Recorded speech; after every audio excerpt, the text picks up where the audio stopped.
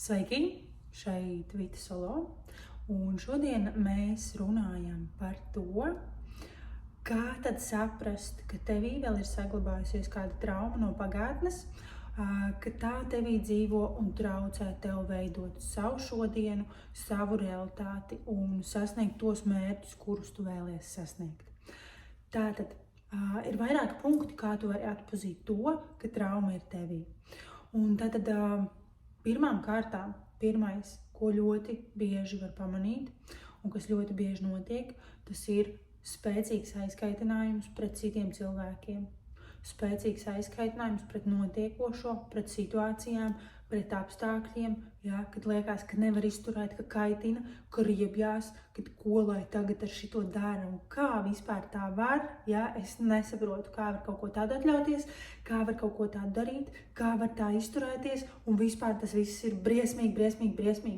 Tātad pilnīgākā noliekšana, pilnīgākā nepieņemšana, Un ir vairāki iemesli, kāpēc tas tā notiek.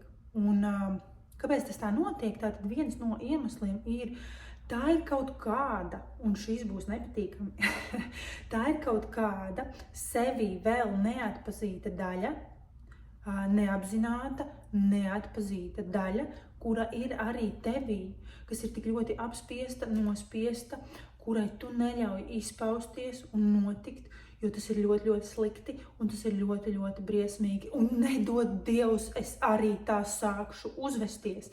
Tas taču ir briesmīgi. Un katru reizi pat, ja tu tomēr kaut ko tādu izdari, pat minimālā apjomā un mērogā, tu šausmīgi kritizē, ienīsti un nevar ciest. Tātad viss, ko tu redzi apkārtējos, ir stāsts arī par tevi kaut kādā ziņā, jo apkārtēji ir šis spogulis, kas pastāsta kaut ko par tevi. Un mūsos katrā ir kaut kādas izstumtās daļas, kuras mēs nespējam pieņemt, kuras mums liekas sliktas, nepareizas, un kuras mēs kādreiz iemācījāmies, ka noteikti nav pieņemamas. Un tātad par to arī ir tas stāsts. Jautājums, kas sev būtu jāuzdod, ir, kurš tad tev iemācīja un kurš tev teica, ka tas ir slikti? Un vai tas tiešām ir slikti? Jo patiesībā tas, kas ir labi un tas, kas ir slikti, mēs iedodam tam savu nozīmi. Vai nu tas ir labi, vai nu tas ir slikti. Jo kādam liekas varbūt tās, kad katram patīk kaut kas cits un katram der kaut kas cits. Un tas ir jāpieņem un tas ir jāsaprot, ka tas ir ok. Un tā var būt. Nav visiem jādzīvo pēc vieniem rāmīšiem, pēc vieniem šabloniem, pēc vieniem trafaretiem un visiem jābūt pilnīgi vienādiem. Tas būtu diezgan patiesībā briesmīgi. Iedomājies, ja visi būtu pilnīgi vienādi. Tātad vienam patiks blondīnas, vienam patiks brunetes, vienam patiks supertievās un slaidās, citam patiks apaļīgās, ja mēs pieņemsim caur tādiem piemēriem ejam, un tā tālāk, un katram patiks kaut kas cits. Un tāpat tās jebkurā lietā, jebkurā vietā. Un tas ir jāsaprot, ka nav ne labs, ne slikts līdz brīdim, kamēr tu neiedod tam savu vērtējumu, savu nozīmi un savu skatījumu. Un tāpēc dažkārt ir vērts uzdot sev šo jautājumu. Kāpēc man liekas, ka tas ir slikti? Kāpēc man liekas, ka tas ir nepareizi? No kurienes tas nāk un kurš man to iemācīja? Un vai tas tiešām tā ir?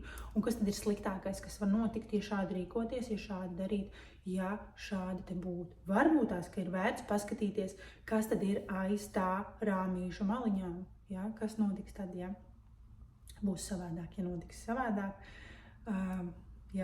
Tātad es uzvedīšos savādāk, ja citi cilvēki uzvedās savādāk, ja citi cilvēki dara savādāk. Pastrādāt ar saviem aizliegumiem un saviem noliegumiem.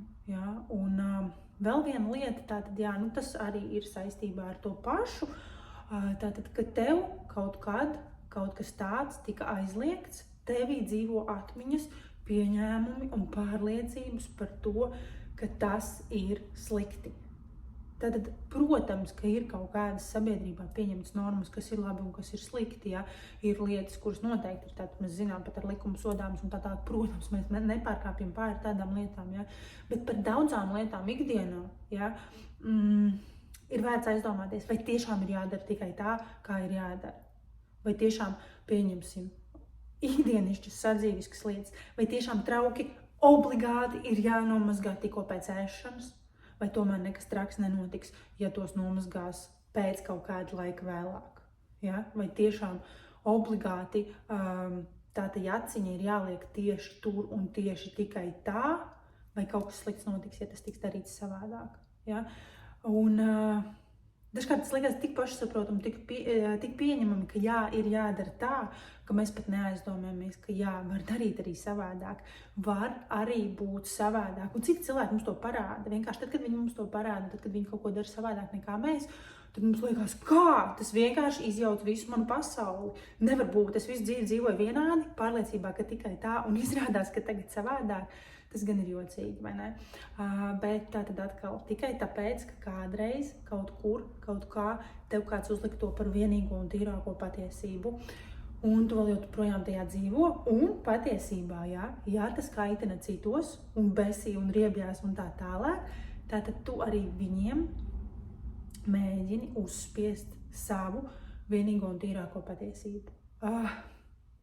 Jautājums tālāk, vai tas palīdz veidot veiksmīgas un laimīgas attiecības ar citiem cilvēkiem, vai tas palīdz justies labi un ērti sabiedrībā? Visticamāk, ka nē. Tāpēc viena no lietām ir tātad mācīties, paskatīties savādāk, uz atšķirīgo, uz dažādo, paskatīties uz to ar interesi. Ja? Interesanti. Tā arī var, izrādās, ka var arī savādāk. Kas notiks, ja arī es tā pamēģināšu? Gan mazākās lietās, gan arī lielākās lietās. Ja? Tātad šis ir viens no punktiem, kad kaut kur ir izveidojusies trauma, un tādas traumas var būt daudz. Mums katram ir savi rāmīši un savas kastītes. Vienkārši ar laiku mēs viņas paplašinam, uztaisam lielākas. Un to mēs varam darīt. Mēs varam pamanīt sevi, atpazīt sevi, ieraudzīt sevi tikai esot cilvēkos. Tikai izejot cilvēkos, esot sabiedrībā, un spoguļojoties caur citiem, mēs atpazīstam un ieraugam sevi. Kas tad un kādi mēs patiesībā esam? Mēs sevi iepazīstam caur citiem cilvēkiem. Nākamais punkts ir tad, kad tu runā vai stāsti par kaut kādu notikumu savā pagātnē, par kaut kādu savu pieredzi, par kaut ko, kas ar tevi ir bijis.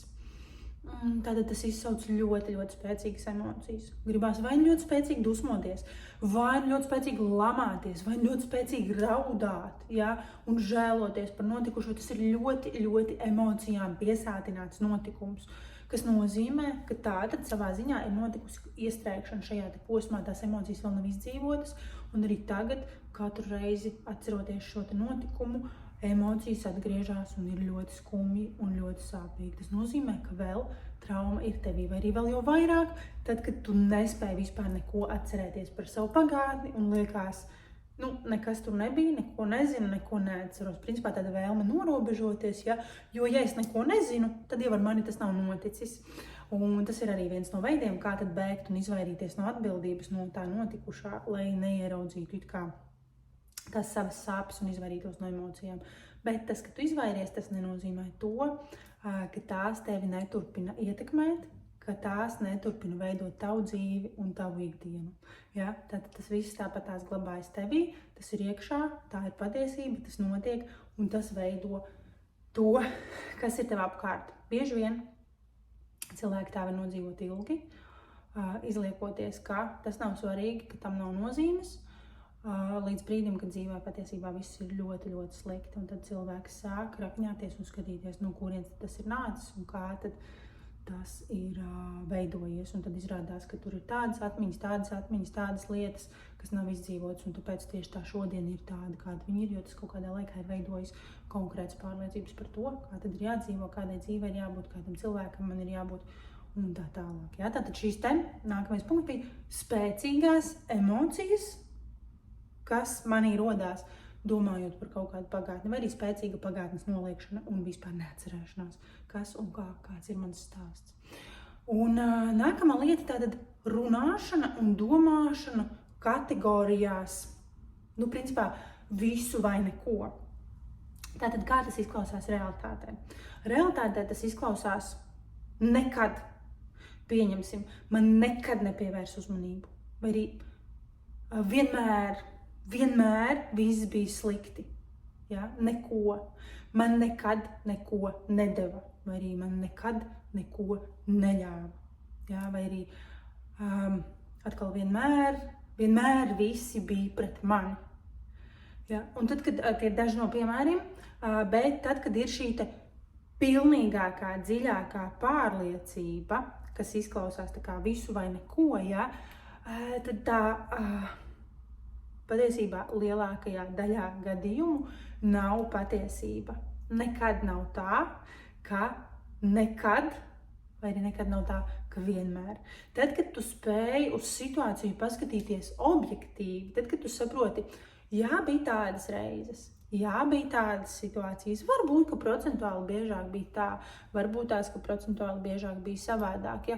Bet bija dažādība, bija gan tādi notikumi, gan tādi notikumi, ja? Un viss notika atbilstoši situācijai, atbilstoši iespējām, bija dažādi laika periodi, dažādi laika posmi, dažādi cilvēki, bija kādi, kas bija ar mani, bija kādi, kas bija pret mani. Ja, bija reizes, kad bija ok, bija reizes, kad nebija tik ok. Ja, tad ir šī dažādība, un šos failus savā atmiņā var salikt dažādi. Tātad gan ar plusiņu zīmīti, gan ar mīnusiņu zīmīti. Notika viss kaut kas, jo mūsu visu pieredzē ir viss kaut kas. Tāpat kā diennaktī ir dienas un naktis, ja, tāpat kā gadā ir dažādi gada laiki un viss mainās. Ja, ja runāt par savu pagātni, būtu muļķīgi teikt, ka tur bija tikai nakts, vai arī tur bija tikai ziema. Ja tu tā runā, tas nozīmē, ka tas ir vienīgais, ko tu atceries, tas ir vienīgais, uz ko tu fokusējies. Ja? Un tas nozīmē, ka tātad tas ir ļoti daudz arī tavā šodienā. Un vēlreiz uzsvēršu, ka nevar būt tā, ka bija tikai viens. Viss ir mainīgs.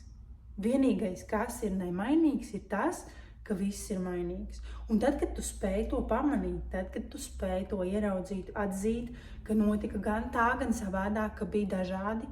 Un tad, kad tu spēj par to runāt bez spilgtām emocijām, bet jā, tāds ir mans stāsts un bija tā un šitā, zini, tad, kad veci cilvēki man stāstīja par saviem dzīves stāstiem, viņi to stāsta vienkārši kā tādu stāstu, ja? Kā uzrakstītu grāmatu, kā tad bija. Tas nozīmē, ka cilvēks jau ir samierinājies un pieņēmis savu stāstu, savu pagātni tajā notikušo, ja? Jo viņu vairs nerausta un nekrita tas, kas tad tajā bija. Un tad, kad pārstāja raustīt un kratīt pagātni, principā pārstāja arī raustīt un kratīt nākotni, jo ir mazāka trauksme par šo nākotni, par to, kā tad tas veidosies un kas tad notiks tālāk. Tieši tāpēc tas ir vēl viens iemesls, kāpēc ir svarīgi strādāt ar šo pagātni, lai arī nākotne kļūtu gaišāka un priecīgāka. Un jā, tātad vēl pirmais punkts, ko es minēju, jā. Tātad, jo vairāk tiek atstrādātas šīs emocijas pagātnē, jo vieglāk ir pieņemt arī cilvēkus sev apkārt un patiesībā sevi, atklāt sevi tajā, kas tu esi, atļaujot sev būt, piedzīvot, izdzīvot visas savas dažādās šķautnes, jo patiesībā arī mēs katrs iekšā esam tik ļoti, ļoti dažāds, un mūsos katrā ir viss. Ir kaut kādas lietas, kas ir vairāk attīstītas, ir kaut kādas lietas, kas ir mazāk, ja? Bet mēs sastāvam no ļoti, ļoti daudz kā, no daudz dažādām rakstura īpašībām, no daudz dažādām iezīmēm, no daudz dažādām pieredzēm, notikumiem un tā tālāk, un ir viss. Un labākais, ko tu vari darīt, tu vari to atzīt, tu vari to pieņemt, un tu vari ar to dzīvot, jo vēlēties izgriezt kaut kādu savu raksturu daļu, kaut kādu savu raksturu īpašību, kaut kādu savu notikumu, ja tas ir tāpat kā vēlēties nogriezt sev roku vai kāju, vai degunu, vai ausi, vai nogriezt sev kaut kādu ķermeņa daļu. Tas viss ir vajadzīgs un visam ir savs pielietojums. Tieši tāpat tās ar visām pārējām mūsu emocijām, kas ir iekšā, ar visu tajā notiekošo, ar visu šo te psiholoģisko un emocionālo pusi, tas viss ir vajadzīgs. Galvenais zināt tam īsto pielietojumu un izmantot šo te nepieciešamo emociju īstajā brīdī, īstajā laika posmā, īstajā situācijā atbilstoši tam, kas tad notiek, ja? Un spēt to kontrolēt, iemācīties kontrolēt, jo, principā nekontrolēta emocija ir tas pats, kas nekontrolēta roka vai kāja, ja? Mums ir jāiemācās rīkoties ar to, kas tad mums ir. Tāpat kā mēs iemācāmies rīkoties un dzīvot ar savu ķermeni, tāpat mums ir jāmācās rīkoties un dzīvot ar visām savām emocijām, kas tad ir mūsos iekšā. Un tas jau šodienai tad arī viss. 3 punktos es tev pastāstīju, kas tad ir tas, kā strādāt ar sevi, kā darboties, ja, un kas tad ir tas, kas var radīt šo te aizkaitinājumu, kas var radīt spriedzi, kas var radīt trauksmi ikdienā vai ne, un uz ko ir vērts vērst savu uzmanību, lai justos labāk, lai justos komfortablāk, lai izmestu šo te negatīvo, ja, lai atbrīvotos no traumām. Ja, jo visas šīs lietas tāda liecina par to, ka ir kaut kas pagātnē, kas nav pārstrādāts, kas traucē tev justies komfortabli šodien, gan ar sevi, gan ar apkārtējiem. Tā kā pievērsies sev, strādā ar sevi, atklāj neatklāto, lai justos pēc iespējas labāk savā ikdienā. Droši rakst savus jautājumus, ja nepieciešams pieraksties pie manis uz konsultācijām, atstāj savu laiku, raksti komentārus, pieraksties uz manu kanālu un tiekamies nākamajos video.